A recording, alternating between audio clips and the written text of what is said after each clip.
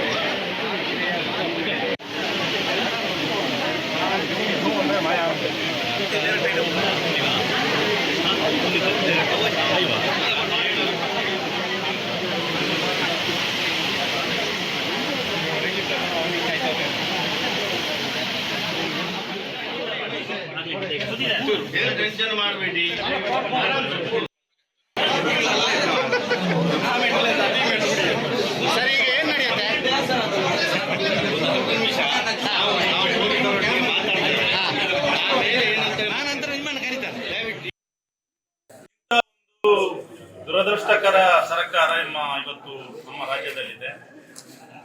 ಬೆಳ್ತಂಗಡಿಯ ಶಾಸಕರ ಮೇಲೆ ಕೇಸ್ ಹಾಕುವಂಥದ್ದು, ಅವರನ್ನು ಬಂಧನ ಮಾಡುವಂಥದ್ದು ಇವತ್ತು ಇಡೀ ಜನಸಾಮಾನ್ಯರ ಮೇಲೆ ಒಂದು ದುಃಖ. ಯಾಕಂತ ಹೇಳಿದ್ರೆ ಒಂದು ಜನಪ್ರತಿನಿಧಿಯಾದ ಅವರ ಮೇಲೆ ಬಂಧನ ಮಾಡುವಂಥದ್ದು, ಅವರನ್ನು ಅರೆಸ್ಟ್ ಮಾಡುವಂಥದ್ದು ನೋಡಿದಾಗ ಇವತ್ತು ನಾವು ಜನಸಾಮಾನ್ಯರು ಹೇಗೆ ಬದುಕುವ ಪರಿಸ್ಥಿತಿಯಲ್ಲಿ ನಾವು ಇದ್ದೇವೆ.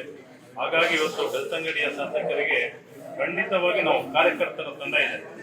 ಅವರನ್ನು ಎಲ್ಲಿಗೆ ಹೋದ್ರು ಏನು ಮಾಡಿದ್ರು ನಾವು ಕಾರ್ಯಕರ್ತರ ಒಟ್ಟಿಗೆ ಇದ್ದೇವೆ. ಖಂಡಿತವಾಗಿ ಈ ಕಾಂಗ್ರೆಸ್ಸಿನ ದುರಾಡಳಿತ, ಕಾಂಗ್ರೆಸ್ಸಿನ ಒಂದು ದುರಾಡಳಿತಕ್ಕೆ ಅಂತ್ಯ ಕಾಣುವಂತ ಪರಿಸ್ಥಿತಿಯಲ್ಲಿ ಬೆಳ್ತಂಗಡಿಯಲ್ಲಿ ನಿಂತಿದೆ. ನಾವು ಹೇಳುವುದು ಇಷ್ಟೇ. ಯಾಕಂತ ಹೇಳಿದ್ರೆ ಒಬ್ಬ ಜನಪರವಾಗಿ ಜನರ ಕಷ್ಟಗಳಿಗಾಗಿ ಇಂಥ ಒಂದು ದುರದೃಷ್ಟಕರ ಸರ್ಕಾರ ಇವತ್ತು ನಮ್ಮ ರಾಜ್ಯದಲ್ಲಿದೆ. ಬೆಳ್ತಂಗಡಿಯ ಶಾಸಕರ ಮೇಲೆ ಕೇಸ್ ಹಾಕುವಂಥದ್ದು, ಅವರನ್ನು ಬಂಧನ ಮಾಡುವಂಥದ್ದು ಇವತ್ತು ಇಡೀ ಜನಸಾಮಾನ್ಯರ ಮೇಲೆ ಒಂದು ದುಃಖ. ಯಾಕಂತ ಹೇಳಿದ್ರೆ ಒಂದು ಜನಪ್ರತಿನಿಧಿಯಾದ ಅವರ ಮೇಲೆ ಬಂಧನ ಮಾಡುವಂಥದ್ದು, ಅವರನ್ನು ಅರೆಸ್ಟ್ ಮಾಡುವಂಥದ್ದು ನೋಡಿದಾಗ ಇವತ್ತು ನಾವು ಜನಸಾಮಾನ್ಯರು ಹೇಗೆ ಬದುಕುವ ಪರಿಸ್ಥಿತಿಯಲ್ಲಿ ನಾವು ಇದ್ದೇವೆ. ಹಾಗಾಗಿ ಇವತ್ತು ಬೆಳ್ತಂಗಡಿಯ ಶಾಸಕರಿಗೆ ಖಂಡಿತವಾಗಿ ನಾವು ಕಾರ್ಯಕರ್ತರ ತಂಡ ಇದೆ. ಅವರನ್ನು ಎಲ್ಲಿಗೆ ಹೋದ್ರು ಏನು ಮಾಡಿದ್ರು ಕ್ರಮ ಜರುಗಿಸಲಿ. ಅದ್ರ ಲೀಗಲ್ ಕ್ವಾರಂಟೈನ್ ಇದ್ದಾರೆ, ಅವ್ರಿಗೆ ನಾವು ಬೆಂಬಲವನ್ನು ನೀಡ್ತಾ ಇಲ್ಲ. ಅದು ಯಾರೇ ತಪ್ಪು ಮಾಡಿದ್ರು ಕೂಡ ಅವ್ರ ವಿರುದ್ಧ ಕ್ರಮವನ್ನು ಕೈಗೊಳ್ಳಿ. ಆದರೆ ಈ ರೀತಿ ದಬ್ಬಾಳಿಕೆ ಮಾಡ್ತಕ್ಕಂಥದ್ದು ಖಂಡಿತ ಸರಿಯಲ್ಲ. ನೋಡಿ, ಶಾಸಕರ ವರ್ತನೆ ಬಗ್ಗೆ ಮಾತನಾಡೋದಾದ್ರೆ ಈ ರೀತಿ ಪೊಲೀಸ್ ಅಧಿಕಾರಿಗಳು ಏನು ದಬ್ಬಾಳಿಕೆ ನಡೆಸ್ತಾ ಇದ್ದಾರೆ, ಆ ಅರಣ್ಯ ಇದ್ರ ವಿಚಾರದಲ್ಲೂ ಸಹ ಅಮಾಯಕರ ಮೇಲೆ ದಬ್ಬಾಳಿಕೆ ಮಾಡಕ್ಕೆ ಹೋದ್ರು ಪೊಲೀಸರು, ಆ ಅಮಾಯಕರ ಪರವಾಗಿ ಶಾಸಕರು ಧ್ವನಿ ಎತ್ತಿರ್ತಕ್ಕಂಥದ್ದು. ಇಲ್ಲೀಗಲ್ ಕ್ವಾರಂಟೈನಲ್ಲೂ ಕೂಡ ಶಾಸಕರು ಸ್ಪಷ್ಟವಾಗಿ ಹೇಳಿದ್ದಾರೆ, ಯಾರು ತಪ್ಪಿತಸ್ಥರಿದ್ದಾರೆ ಅವ್ರ ವಿರುದ್ಧ ಕ್ರಮ ಕೈಗೊಳ್ಳಿ. ಅದ್ರಲ್ಲಿ ನಮ್ಗೆ ಏನೂ ನಾವು ಮಧ್ಯಸ್ಥಿಕೆ ವಹಿಸ್ತಾ ಇಲ್ಲ. ಆದರೆ ಈ ವಿಚಾರದಲ್ಲಿ ನಿರಪರಾಧಿಗಳನ್ನ ಅವ್ರನ್ನೂ ಕೂಡ FIR ಸೇರಿಸ್ಕೊಂಡು ಅವ್ರನ್ನ ಅರೆಸ್ಟ್ ಮಾಡ್ತಕ್ಕಂಥ ಎಷ್ಟು ಮಟ್ಟಿಗೆ ಸರಿ, ಇದನ್ನು ನಾವು ಪ್ರಶ್ನೆ ಮಾಡ್ತಾ ಇರ್ತಕ್ಕಂಥದ್ದು. ಆಗಲಿ ಘಟನೆಗಳು ಏನಾಗ್ತದೆ, ರಾಜ್ಯ ಸರ್ಕಾರ ಹೊಣೆ ಹೊರಬೇಕಾಗ್ತದೆ. ನಾವು ಕೂಡ ಕೈ ಕೊಟ್ಕೊಂಡು ಸುಮ್ಮನೆ ಕೊಡ್ತಕ್ಕಂಥ ಪ್ರಶ್ನೆ ಇಲ್ಲ. ಮುಂದೆ ಏನಾಗ್ತದೆ ಅದಾದ್ಮೇಲೆ ನಾವು ತೀರ್ಮಾನವನ್ನು ಮಾಡ್ತೇವೆ. ಕ್ರಮ ಜರುಗಿಸಲಿ. ಅದ್ರ ಯಾರು ಇಲ್ಲೀಗಲ್ ಕ್ವಾರಂಟೈನ್ ಇದ್ದಾರೆ ಅವ್ರಿಗೆ ನಾವು ಬೆಂಬಲವನ್ನು ನೀಡ್ತಾ ಇಲ್ಲ. ಅದು ಯಾರೇ ತಪ್ಪು ಮಾಡಿದ್ರು ಕೂಡ ಅವ್ರ ವಿರುದ್ಧ ಕ್ರಮವನ್ನು ಕೈಗೊಳ್ಳಿ. ಆದರೆ ಈ ರೀತಿ ದಬ್ಬಾಳಿಕೆ ಮಾಡ್ತಕ್ಕಂಥದ್ದು ಖಂಡಿತ ಸರಿಯಲ್ಲ. ನೋಡಿ, ಶಾಸಕರ ವರ್ತನೆ ಬಗ್ಗೆ ಮಾತನಾಡೋದಾದ್ರೆ ಈ ರೀತಿ ಪೊಲೀಸ್ ಅಧಿಕಾರಿಗಳು ಏನು ದಬ್ಬಾಳಿಕೆ ನಡೆಸ್ತಾ ಇದ್ದಾರೆ, ಆ ಅರಣ್ಯ ಇದ್ರ ವಿಚಾರದಲ್ಲೂ ಸಹ ಅಮಾಯಕರ ಮೇಲೆ ದಬ್ಬಾಳಿಕೆ ಮಾಡಕ್ಕೆ ಹೋದ್ರು ಪೊಲೀಸರು, ಆ ಅಮಾಯಕರ ಪರವಾಗಿ ಶಾಸಕರು ಧ್ವನಿ ಎತ್ತಿರ್ತಕ್ಕಂಥದ್ದು. ಇಲ್ಲೀಗಲ್ ಕ್ವಾರಂಟೈನಲ್ಲೂ ಕೂಡ ಶಾಸಕರು ಸ್ಪಷ್ಟವಾಗಿ ಹೇಳಿದ್ದಾರೆ, ಯಾರು ತಪ್ಪಿತಸ್ಥರಿದ್ದಾರೆ ಅವ್ರ ವಿರುದ್ಧ ಕ್ರಮ ಕೈಗೊಳ್ಳಿ. ಅದ್ರಲ್ಲಿ ನಮ್ಗೆ ಏನೂ ನಾವು ಮಧ್ಯಸ್ಥಿಕೆ ವಹಿಸ್ತಾ ಇಲ್ಲ. ಆದರೆ ಈ ವಿಚಾರದಲ್ಲಿ ನಿರಪರಾಧಿಗಳನ್ನ ಅವ್ರನ್ನೂ ಕೂಡ FIR ಸೇರಿಸ್ಕೊಂಡು ಅವ್ರನ್ನ ಅರೆಸ್ಟ್ ಮಾಡ್ತಕ್ಕಂಥ ಎಷ್ಟು ಮಟ್ಟಿಗೆ ಸರಿ, ಇದನ್ನು ನಾವು ಪ್ರಶ್ನೆ ಮಾಡ್ತೀವಿ.